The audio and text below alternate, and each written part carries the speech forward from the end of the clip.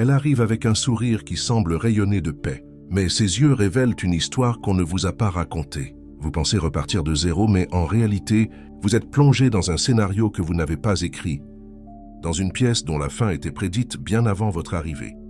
Tout homme qui s'engage avec une femme de plus de 30 ans, mère célibataire, doit comprendre une vérité terrifiante. Une vérité contre laquelle Sigmund Freud a tenté de nous mettre en garde il y a un siècle. On n'apprend pas à connaître une personne. On hérite d'une structure émotionnelle en ruine. On vous dit d'être patient, de guérir, de reconstruire, mais ce sont des mensonges. Ils vous utilisent comme un pion dans un jeu de réparation narcissique, vous accablant du poids de traumatisme qu'elle n'a jamais osé affronter. Et ce qui est refoulé, comme le disait Freud, revient toujours, toujours. Nous avons pour mission d'atteindre 10 000 abonnés et de continuer à apporter cette clarté d'éveil. Si vous êtes prêt à le voir, n'est-ce pas? Derrière le sourire, mentionnez le mot cicatrice. Et dites-moi, de quel côté du monde ouvrez-vous les yeux? Abonnez-vous maintenant, car ce que vous allez entendre est unique. La première cicatrice est la plus profonde, car c'est sur elle que se bâtira votre déception. C'est l'héritage. On vous vend l'idée d'un nouveau départ, d'une relation mature. Elle se présente comme une femme qui a appris, qui sait ce qu'elle veut, qui est prête pour quelque chose de concret, mais ses paroles ne sont que du maquillage. Pour masquer les fissures d'une structure effondrée, vous ne construisez pas une nouvelle maison. Vous êtes embauché sans le savoir, comme l'ouvrier qui doit réparer un temple en ruine, un temple où d'autres dieux ont déjà été vénérés et détruits. Pensez-vous que votre amour sera différent? Pensez-vous que vos efforts, votre dévouement, votre patience seront le ciment qui les unira enfin?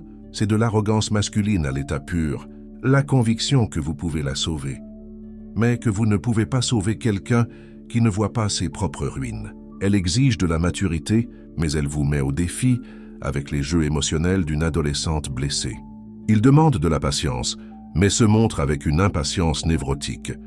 Il dit ne pas vouloir répéter ses erreurs, mais sans s'en rendre compte.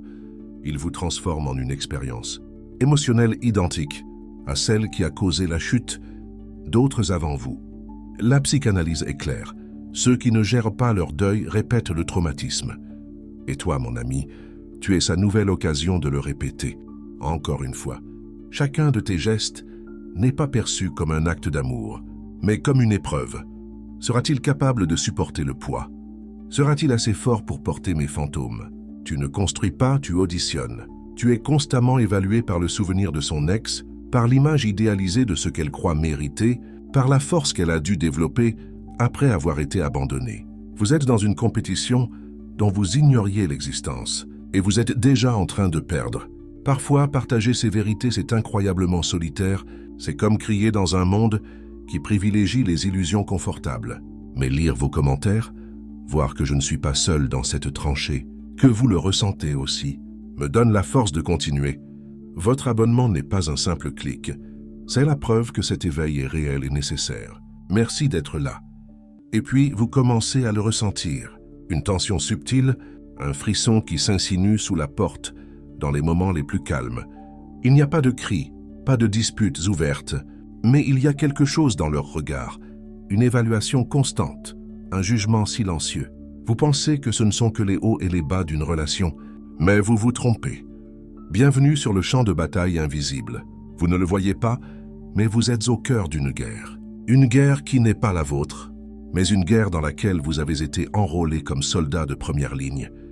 Sans entraînement et sans armes, vous combattez des fantômes. Chaque homme qui l'a déçu, qui l'a abandonné, qui l'a blessé, est toujours vivant. Non pas dans le monde réel, mais dans son esprit. Et elle les projette sur vous. C'est ce que Freud appelait le transfert. Elle ne vous voit pas. Elle voit celui qui lui a promis son amour et lui a offert son indifférence. Elle voit celui qui la mettait en insécurité. Elle voit le père absent. Vous devenez une toile blanche sur laquelle elle peint tous ses démons passés. Un commentaire innocent que vous faites se transforme en agression, car il résonne avec une vieille blessure laissée par un autre homme. Votre succès peut être perçu comme une menace parce que son ex a échoué, ou votre vulnérabilité peut être ignorée parce que son ex était trop faible. Il n'y a pas de bonne décision. Vous traversez un champ de mines émotionnelles, où chaque pas peut déclencher un traumatisme qui ne vous appartient pas et vous commencez à douter de votre propre santé mentale. Vous vous excusez pour des choses que vous ne comprenez pas. Vous essayez de changer de comportement pour apaiser un ennemi invisible. Vous devenez un stratège, non pas de l'amour, mais de la survie émotionnelle, essayant de prédire sa prochaine réaction, son prochain déclencheur. Mais c'est un jeu impossible à gagner, car il ne s'agit pas de vous. Il n'a jamais été question de vous. Elle vous teste, non pas pour apprendre à vous connaître, mais pour voir si vous craquerez comme les autres. Elle vous pousse à bout pour confirmer sa croyance cynique selon laquelle tous les hommes sont pareils. Et quand vous finissez par riposter, quand vous dites « ce n'est pas juste », qu'elle vous accuse. Tu es le fauteur de troubles, celui qui ne la comprend pas, celui qui manque d'empathie. Et toi, épuisé et confus, tu commences à y croire. Mais la vérité est bien plus terrifiante. Tu n'es pas un mauvais petit ami. Tu es un excellent substitut à l'ennemi. Tu combats honorablement dans une guerre malhonnête, une guerre silencieuse contre des ombres qu'elle seule peut voir. Tu penses que tu es sans faute, tu penses que tes intentions sont nobles. Vous essayez de créer un lien avec son fils, d'être une figure masculine positive, un allié. Mais vous remarquez bientôt une barrière invisible, une résistance subtile que vous ne parvenez pas à déchiffrer. Vous vous approchez prudemment et elle parle d'intrusion. Vous essayez d'expliquer votre point de vue et elle dit que vous ne comprenez pas. Vous reculez pour lui laisser de l'espace et elle vous accuse de ne pas accepter l'intégralité du projet. Et là, Freud vous murmurerait à l'oreille la vérité la plus perverse qui soit. Vous ne rivalisez pas pour l'affection d'un enfant. Vous défiez le roi. Car dans sa psyché, son fils n'est plus seulement un fils. Il siège sur un trône symbolique. Le trône de l'homme qui a échoué, de l'homme qui l'a abandonné. Ce changement est inconscient, mais il structure tout. L'enfant devient le centre de son désir, le dépositaire de toute l'énergie émotionnelle qui devrait être dirigée vers un partenaire. Elle le protège avec une intensité presque délirante, non seulement par amour maternel, mais aussi par culpabilité. Car au fond d'elle-même, elle sait que cet enfant est né d'un désir inassouvi. Il est la preuve vivante de son échec amoureux et doit donc être idéalisé, protégé et transformé en l'homme parfait qui ne la quittera jamais. Et dans cette structure, vous, l'homme de chair et de sang, devenez une menace. Vous n'êtes pas un partenaire potentiel. Vous êtes un intrus dans le fossé émotionnel qu'elle a créé autour de son enfant. Elle ne veut pas de partenaire. Elle veut un hôte pour sa maternité idéalisée. Elle veut que vous l'applaudissiez depuis la ligne de touche, que vous la souteniez, mais jamais, au grand jamais, que vous interfériez avec le culte qu'elle a bâti. L'ordre naturel est perturbé. L'enfant devient l'homme de la maison et le partenaire un invité temporaire. Et malheur à vous. Si vous tentez d'instaurer une autorité, une discipline ou une affection qui ne passe pas par leur filtre, vous serez puni non pas par des cris, mais par la froideur, la distance, par l'accusation silencieuse de vouloir détruire la seule chose pure qui leur reste. Vous ne cherchez pas à fonder une famille, vous menacez leur autel. Et quiconque menace l'autel est brûlé sur le bûcher émotionnel, silencieusement, froidement, inévitablement. Elle se présente désormais comme une femme mûre et équilibrée, prête à entreprendre. Elle est sérieuse, peut-être même conservatrice. Elle aspire à être perçue comme une épouse idéale, une sainte laïque. Mais cette image guindée porte une ombre, un conflit qu'elle avoue rarement à voix haute. Le chaos entre le plaisir qu'elle a librement éprouvé par le passé et l'image qu'elle tente de projeter aujourd'hui. Elle a cédé au désir sans demander la permission, mais maintenant, elle cherche l'absolution à travers toi. Et c'est là, mon ami, que tu deviens le payeur d'une dette qui n'est pas la tienne. La psychanalyse est claire. Ce qui n'est pas symbolisé revient comme symptôme, et ce symptôme est une rage silencieuse, une méfiance structurelle envers l'homme, née d'une culpabilité qu'elle n'a jamais digérée. Elle te dira qu'elle ne regrette rien, mais son état émotionnel crie le contraire. Vous le voyez dans les tests subtils, les attentes démesurées, les accès de colère sans cause apparente. Elle vous punit inconsciemment, non pas pour ce que vous faites, mais pour ce que vous représentez. Elle vous punit pour tout ce qu'elle s'est permis par le passé. Elle ne vous voit pas comme un partenaire, elle vous voit comme un jugement ambulant. Et chaque erreur que vous faites, aussi petite soit-elle, n'est pas une simple erreur. C'est la preuve irréfutable de sa thèse profonde. Aucun homme n'est assez bien. Elle ne cherche pas un homme, elle recherche l'absolution. Elle recherche un homme si parfait, si pur, si inconditionnel, que sa seule présence puisse, d'une certaine manière, purifier son histoire. Mais c'est une tâche impossible, et puisque vous êtes voué à l'échec, votre échec devient son étrange victoire. Elle lui permet de dire « Tu vois, même les bonnes choses ne suffisent pas. » C'est la satisfaction de l'échec annoncé. Tu paies émotionnellement pour des faits auxquelles tu n'iras pas. Le fossé entre la vie que tu as vécue et l'image idéalisée que tu convoites est infranchissable. Alors elle se ment à elle-même, et cette illusion devient le silence étouffant de la relation. Et si vous osez toucher cette blessure, si vous posez la mauvaise question, on vous accusera d'être sexiste, froid et dépourvu d'empathie. Vous voulez tout recommencer, mais elle insiste pour porter tout le fardeau, et vous force à le faire aussi. Tu vois ces cicatrices, et dans un acte de noblesse naïve, tu crois que ton amour peut être le remède. Crois-tu être l'homme qui lui montrera enfin que tout le monde est différent? Tu endosses le manteau du sauveur est investi dans la mission de guérir ses blessures. Mais c'est là que réside la cicatrice la plus cruelle. Elle ne veut pas guérir, elle veut être anesthésiée. Et toi, mon ami, tu n'es pas le médecin, tu es le médicament. Tu es la distraction parfaite qui lui permet d'éviter de voir le vide qui l'habite. Tu t'adaptes à sa névrose, croyant que c'est un signe de force, alors qu'en réalité, elle n'utilise ton amour que comme un anesthésiant et cette relation comme une forme de réparation narcissique. Ta présence, ton affection, ton énergie. Tout est utilisé pour engourdir la douleur de ses échecs passés, ses traumatismes non résolus. Pendant qu'elle est occupée par son nouveau drame relationnel, elle n'a pas à se regarder en face. Votre amour ne reconstruit pas sa structure. Il masque simplement les fissures pour qu'elles paraissent moins effrayantes. C'est un acte de réparation narcissique. Votre dévouement lui montre qu'elle est toujours digne, toujours désirable, mais c'est une solution superficielle. Le problème sous-jacent, le traumatisme mal digéré reste intact, attendant que l'anesthésie se dissipe. Et c'est toujours le cas.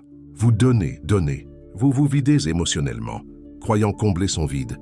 Et parfois, elle vous laisse croire que ça marche. Elle vous donne des lueurs d'espoir, des moments de calme qui vous font croire que vous progressez, mais inévitablement, l'anesthésie se dissipe et la douleur initiale revient encore plus forte. Les mêmes disputes, les mêmes peurs, la même distance, et vous vous sentez épuisé, frustré, comme si vous essayiez de remplir un océan avec un seau. Vous ne comprenez pas pourquoi votre amour ne suffit pas. En vérité, votre amour n'a jamais été un but. C'était juste un moyen de ne pas ressentir. Et c'est à ce moment-là, dans cet épuisement, que beaucoup d'hommes s'effondrent, là où l'illusion devient insupportable. Si vous avez déjà ressenti cela, si vous avez eu l'impression que votre amour était utilisé comme un simple pansement, vous n'êtes pas seul. C'est difficile d'en parler, mais c'est nécessaire. Chaque fois que vous vous abonnez, vous me montrez qu'un autre homme s'éveille. Et cela justifie pleinement ce combat. Lorsque l'anesthésie émotionnelle se dissipe, la panique surgit. La peur d'être à nouveau abandonné, la peur de répéter la même erreur, devient une force tangible. Et pour apaiser ce chaos intérieur, elle développe un besoin inconscient de contrôler chaque détail de la relation. Elle ne veut plus vivre l'amour. Elle veut gérer le risque. Mais en cherchant à éliminer tout risque, elle élimine aussi la possibilité du désir, de la surprise, de la vie elle-même.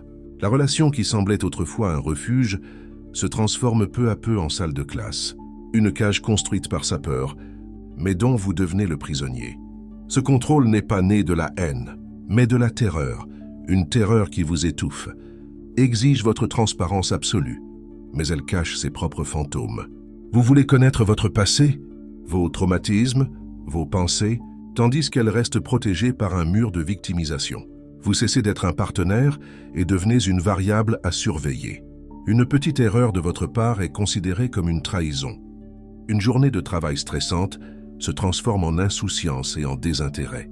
Votre silence devient un signe avant-coureur d'abandon. Vous vous sentez observé, analysé, et vous commencez à marcher sur des œufs, censurant vos propres paroles et actions pour ne pas déclencher leur paranoïa. Vous devenez l'esclave émotionnel d'une structure qui doit tout contrôler pour ne pas s'effondrer. Vous ne pouvez pas être un être humain complet. Votre force est perçue comme une menace, votre hésitation comme un signe que vous êtes sur le point de fuir. Vous devez vous intégrer à un scénario sûr, prévisible et immuable. Mais un homme n'est pas prévisible. Il est humain, Et c'est là que réside le paradoxe le plus cruel. Dans sa tentative désespérée d'éviter l'erreur, son contrôle paranoïaque la provoque. Cela devient une prophétie autoréalisatrice. Elle ne veut pas de partenaire. Elle recherche la prévisibilité. Mais le contrôle ne crée pas de lien. Il crée la captivité. Et dans sa tentative de se sauver, elle vous étouffe l'amour, étouffe toute chance de vivre une vraie vie. On atteint un point où malgré tout, on parvient à construire des moments de paix. Il y a du calme, de la stabilité, un semblant de normalité. Et là, alors que tout semble aller pour le mieux, elle vacille, se calme, déclenche une bagarre sans raison apparente, vous teste sans raison, et vous vous demandez, déconcerté, pourquoi? Pourquoi, alors que la paix est enfin là, la détruit-elle? La réponse, selon Freud, est l'une des vérités les plus sombres de la psyché humaine.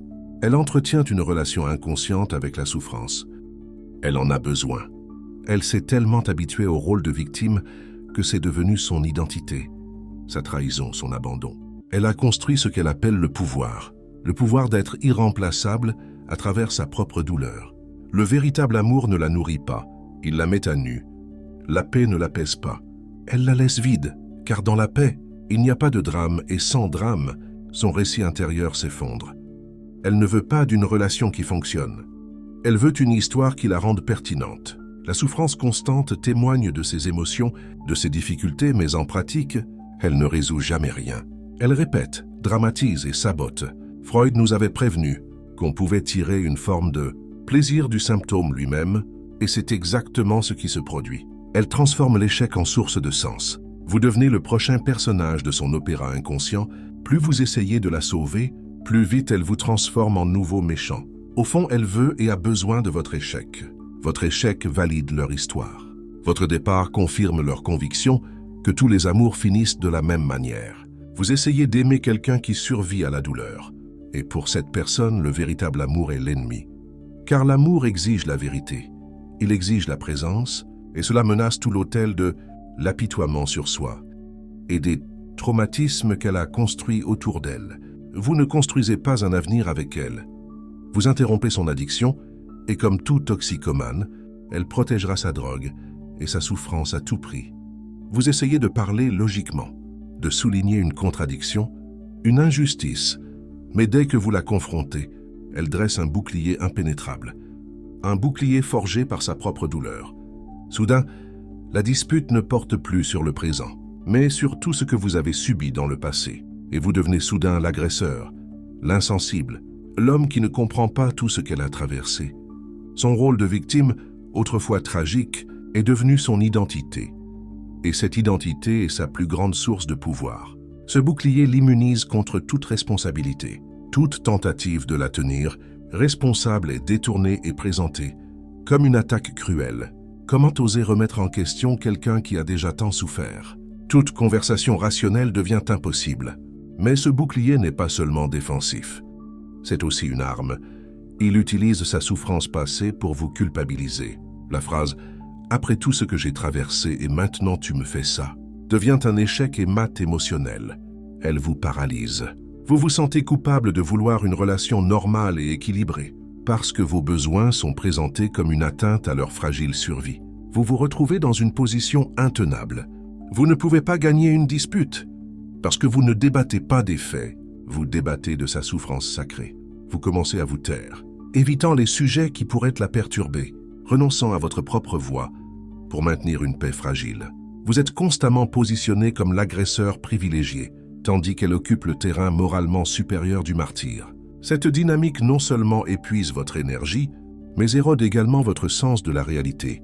Vous commencez à croire que vous êtes peut-être le méchant, et c'est bien là le but, car celui qui contrôle le récit de la victime contrôle toute la dynamique du pouvoir. Sa plus grande faiblesse, son traumatisme, est devenu sa plus grande force, un outil de domination psychologique absolue. Après la guerre contre les fantômes, la contestation du trône intouchable et la collision avec le bouclier de la victime, vous cessez d'être une personne à leurs yeux. Votre humanité, vos désirs, vos rêves, tout cela devient sans importance. Vous avez été neutralisé en tant qu'homme et êtes désormais redéfini par votre utilité. Vous devenez un outil, un objet doté d'une fonction spécifique dans le scénario de leur vie. Vous n'êtes plus un compagnon à aimer, mais un opérateur émotionnel à exploiter jusqu'à l'épuisement. Votre rôle pourrait changer. Vous pourriez être le soutien de famille dont la seule valeur réside dans sa capacité à offrir sécurité financière et style de vie. Ou bien vous pouvez être l'homme qui valide, une machine à flatter qui doit constamment lui rappeler combien elle est forte, belle et admirable pour nourrir un ego affamé. Parfois, vous êtes la figure paternelle, un accessoire pour votre enfant, utile pour la photo de famille, mais sans réelle autorité. Ou dans le pire des cas, vous êtes le souffre-douleur, le réservoir de toutes ses frustrations, l'éponge qui doit absorber sa colère et sa tristesse sans se plaindre. Vous cessez d'être un être humain et vous devenez un être humain. Vous ressentez un vide profond, une déshumanisation qui vous ronge l'âme. Votre valeur est totalement conditionnelle. Elle n'existe que tant que vous remplissez votre rôle. Dès que vous échouez, si vous perdez votre emploi, si vous êtes trop fatigué pour offrir votre soutien, si vous osez avoir vos propres besoins, votre valeur chute à zéro. La relation est à sens unique. Elle consomme vos ressources, votre énergie, votre identité, sans rien offrir en retour, car pour elle, vous n'êtes pas un partenaire dans la construction d'un avenir. Vous n'êtes qu'un simple instrument, un artifice émotionnel, une marionnette fonctionnelle dans son théâtre narcissique. Et le plus effrayant, c'est que lorsqu'un outil cesse d'être utile, il n'est pas pleuré. Il est simplement remplacé. Tu es à bout, vide, épuisé. L'ombre de l'homme que tu étais autrefois. Tu ne peux plus remplir ton rôle. Peut-être te replies-tu sur toi-même, peut-être exploses-tu de colère, ou peut-être s'effondres-tu simplement dans un silence résigné. Tu as atteint le bout du rouleau. Et ceci, mon ami, est le moment précis qu'elle attendait inconsciemment. C'est le point culminant de son scénario, car toute son identité, tout son château de cartes psychologiques, repose sur une seule croyance, une prophétie qui doit s'accomplir à tout prix. Rien ne fonctionne, personne ne reste, tous les hommes s'en vont. Elle n'a pas peur que vous la déceviez. Au fond, elle a besoin que vous la déceviez. Si vous réussissiez, si vous parveniez à construire une relation saine et stable, sa vision du monde s'effondrerait. Cela la forcerait à affronter sa propre responsabilité dans ses échecs passés. Et c'est une terreur qu'elle ne peut supporter. Alors, elle provoque l'échec, vous repousse, vous sabote, vous épuise avec toutes les tactiques que nous avons déjà vues, jusqu'à ce que vous n'ayez d'autre choix que de partir ou d'être détruit. Elle a déjà échoué une fois et doit répéter l'erreur, mais cette fois, elle a plus de contrôle. C'est pourquoi elle choisit un homme bien, pour finalement pouvoir dire que même les bons n'en valent pas la peine. C'est une revanche symbolique contre le désir, contre elle-même. Et quand tu pars enfin, ou qu'elle te rejette, parce que tu n'es plus qu'une coquille vide, c'est pour elle un moment de satisfaction perverse. Elle peut se tourner vers le monde, les larmes aux yeux, et dire « Tu vois, je te l'avais dit, je t'ai tout donné. » Et ce n'était toujours pas suffisant. Tout le monde est pareil. La prophétie s'est accomplie. Elle est à nouveau l'héroïne tragique, la victime ultime, et la vérité la plus dévastatrice pour toi est la suivante. Tu étais condamné dès le départ. On t'a assigné un rôle avec une seule fin possible. Ton amour n'était pas une tentative de connexion. Il alimentait sa prophétie autoréalisatrice. Tu n'étais pas engagé dans une relation. Tu étais la preuve ultime de son long et amer procès contre l'amour. La tragédie n'est pas que la relation ait échoué. La tragédie est qu'elle était vouée à l'échec. L'héritage, la guerre invisible, le trône, la dette, l'anesthésie, la cage, la dépendance, le bouclier, l'outil et la prophétie. 10 cicatrices, 10 couches de la même structure psychologique qui vous tirent vers le bas. Freud ne nous a pas donné ces avertissements pour que nous haïssions, mais pour que nous comprenions, pour que nous voyions la structure derrière le chaos. La vérité la plus dure à accepter est celle-ci. Tu ne peux pas la sauver. Tu ne peux pas aimer quelqu'un qui a développé une névrose au fil des ans. Ton amour ne peut pas guérir quelqu'un qui est devenu accro à sa propre souffrance. Tenter de le faire n'est pas un acte d'amour, c'est un acte d'autodestruction.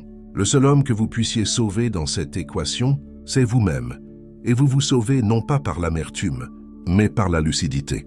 Avec la lucidité masculine de voir le jeu et de refuser d'y participer, avec la force d'en reconnaître les signes, non pas pour la changer, mais pour vous protéger. Le pouvoir ne réside pas dans le fait de remporter la dispute. Le pouvoir réside dans le fait de ne même pas y entrer. Le pouvoir réside dans le fait de faire demi-tour et de quitter le champ de bataille. car cette guerre n'a jamais été la vôtre. Cette chaîne n'est pas seulement une voix, c'est un écho, l'écho de chaque homme qui s'est réveillé en silence. Si ce message vous a permis de comprendre votre propre enfer, ne le gardez pas pour vous. Il n'y a pas de sauveur ici. Il y a des soldats qui réfléchissent, qui étudient, qui comprennent la structure psychologique. Commentez, partagez et abonnez-vous. Chaque abonnement est un soldat de plus sur ce champ de bataille mentale. Aidez-nous à apporter la vérité à ceux qui sont encore pris au piège du brouillard.